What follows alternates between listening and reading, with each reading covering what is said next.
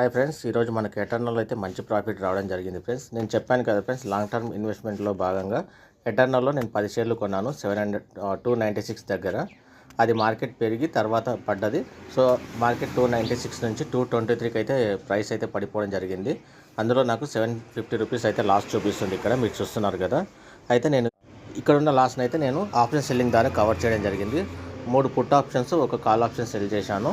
So put ఆప్షన్స్లో, call ఆప్షన్స్లో మంచి రిటర్న్ రావడం జరిగింది. మార్చ్ సిరీస్, ఏప్రిల్ సిరీస్ కలిపి 1850 రూపీస్ అయితే రావడం జరిగింది.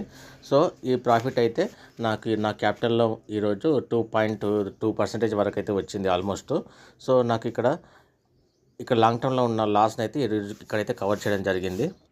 ఆప్షన్ సెల్లింగ్లో ఉన్న ప్లస్ పాయింట్ ఇదే ఫ్రెండ్స్. మనం లాంగ్ టర్మ్ కోసం ఏదైతే హోల్డ్ చేస్తుంటామో, సపోజ్ అక్కడ లాస్ అయితే ఏదైతే ఉందనుకోండి, మనం ఆప్షన్ సెల్లింగ్ ద్వారా దాన్ని కవర్ చేసుకోవడం జరుగుతుంది. ఎఫ్ఐఐస్, డిఐఎస్, పెద్ద ఇన్వెస్టర్లు అందరూ కూడా ఇదే చేస్తారు.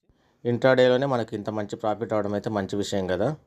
సో నాకు ఇక్కడ 1800లో 400 ఛార్జెస్ పైన కానీ మిగతా 1400 అయితే మంచి రిటర్నే కదా.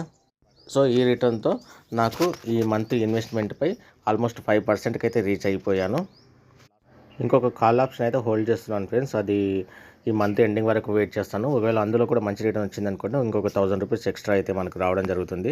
నిన్న వచ్చిన 600 ప్రాఫిట్ అయితే నేను ఈరోజు కరెంట్ బిల్లు కట్టేశాను, షాప్ది ఇంటిది. సో ఈ విధంగా మనకు ఇంట్రాడే ద్వారా వచ్చిన ప్రాఫిట్స్ అయితే మన ఇంట్లో ఖర్చులకు వాటి కోసం ఉపయోగించుకుంటున్నాను. ఇంట్రాడే ట్రేడింగ్ అనేది ఒక ఆప్షన్ ఇన్కమ్ సోర్స్లో ఉంటే మనపై ప్రెషర్ ఉండదు కాబట్టి తక్కువ రిటర్న్స్తో మంచి కన్సిస్టెన్సీగా ఈ మార్కెట్లో నిలబడగలుగుతాం. సబ్స్క్రైబ్ చేయండి ఫ్రెండ్స్.